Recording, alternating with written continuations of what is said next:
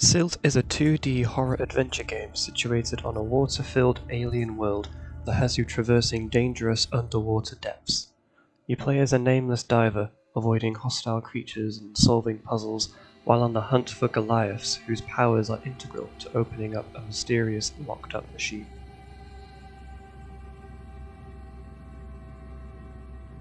The narrative of Silt is something that I'm going to cover rather quickly. Despite playing a major part in the game, the story is not explicitly told to the player through the conventional means that you'd expect from most games. You are presented with a short text blurb at the start which details your overall objective, but aside from that, all the events that happen are purely visual, and thus provide room for interpretation. In that sense, it's in the same vein as games such as Journey, Gris, Abzu, and Spirit of the North, the last of which I've previously reviewed on this channel already. Regardless, the gist of it all isn't that difficult to grasp, and by the time I finished the game, I had a pretty good idea of what my path led towards. Overall, I enjoyed all the story beats leading up to the final conclusion, and it was interesting to witness the impacts that my actions were contributing to. If this kind of approach to storytelling doesn't appeal to you though, then Silt might not be for you. However, it wasn't the narrative that attracted me to the game in the first place, it was the art style. And that's an area that remains to be my favourite aspect of the experience as a whole. Despite limiting itself to using only black and white, which was inspired by a famous artist known as Mr. Mead, whose artwork influenced much of Silt's designs, the final result encompasses striking visual presentation that helps create the foundations for the horror to reside in.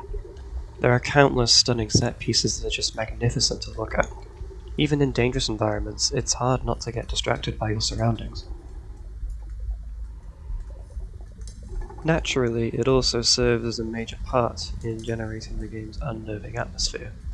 Since it takes place deep underwater, it needs to be dark and murky, so the restricted colour palette plays directly in its favour. In places where it's harder to see, you are given a flashlight which just about lights the way forward, but not enough to make you feel safer. Something that adds a persistent and uncomfortable sense of dread. This tension never really goes away either. It's not exactly the scariest game I've ever played, but it's definitely one of the more unnerving titles that I've touched in recent years. The levels are filled with danger, and half of the time those threats will take you by surprise. That last part does relate to a criticism that I have with the gameplay, but I'll get to that in a bit. Those dangers I mentioned come in two forms, sea creatures and hostile fauna.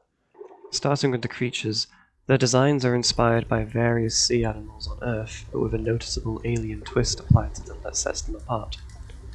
Not all of them are aggressive though, and I did occasionally have a bit of trouble identifying which ones were okay to be around. Usually I figured it out when it was too late. Without a doubt though, the best designs were the bosses, or Goliaths as the game calls them. Their designs are incredibly creative and full of detail.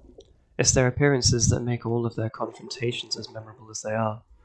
They're also quite terrifying to look at, which further adds to the horror. When it comes to the fauna, these are less present and they do feel more reminiscent to Earth plant life, but they still look good, and they fit into their surroundings nicely. One of their main purposes is to serve as a light source, which I thought was a pretty cool touch. The levels as a whole are meticulously well crafted, right down from the lighting all the way up to the finer elements that make up their composition. No two levels are the same, as you travel to different types of environments, ranging from claustrophobic cave systems to overgrown seabeds to industrial factories. Each location stands out. While there were a few times I got lost in some of the more open areas, navigating these places was relatively straightforward, and they never got repetitive. So that about summarises what I think of how Silt presents itself, for which I have very few criticisms of.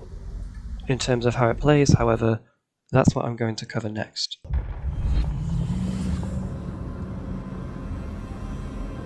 As I mentioned before, the game begins with a short text introduction that gives you a vague idea of what your quest is going to be, and it's something that heavily relates to a unique ability that the main character has. Part of the core gameplay loop involves possessing the creatures around you, which then allows you to interact with parts of the environment that were previously not interactable. An example of this is shown with the first creature you encounter, which is essentially a more angry-looking piranha. You start off chained to the ground, and the only way to release yourself is to take control of the creature and chew away at the chains. Each one you encounter has a unique ability, and the game does a good job at ensuring that they all provide some kind of benefit. As useful as they are, though, they are not the reason you're risking your life in these inhospitable depths. Residing on this planet are the so-called Goliaths, mighty beings that hold great power, of which you must absorb in order to unlock a cryptic machine. These serve as the game's boss fights, and they must all be defeated and have their energy drained. These encounters are easily the most memorable sequences of Silt, not only thanks to the way they are presented, but because of the challenges they provide.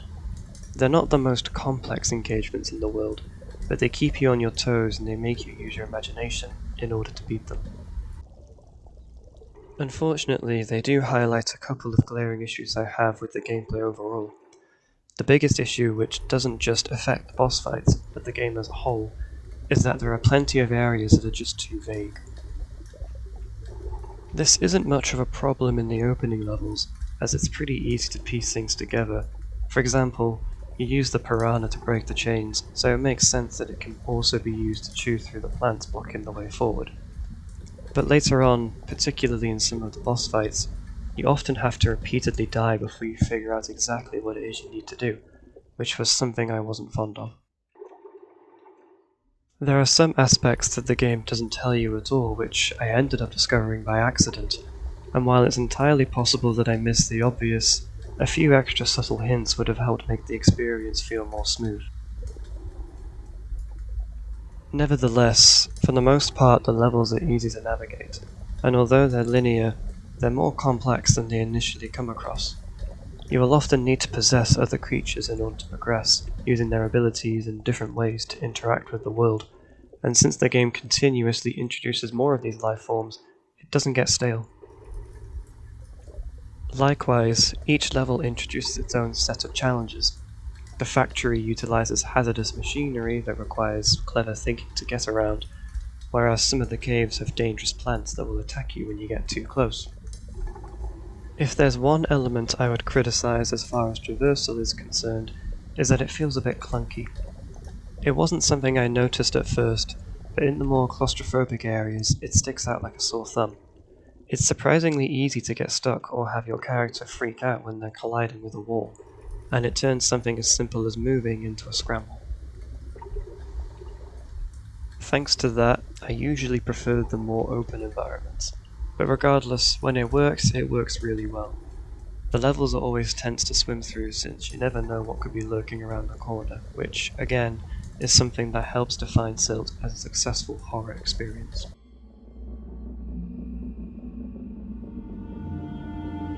It may not revolutionize the field it's in, but Silt does a fantastic job at standing out from the crowd of horror games thanks to its beautiful and unnerving presentation that helps paint a compelling, yet equally disturbing world.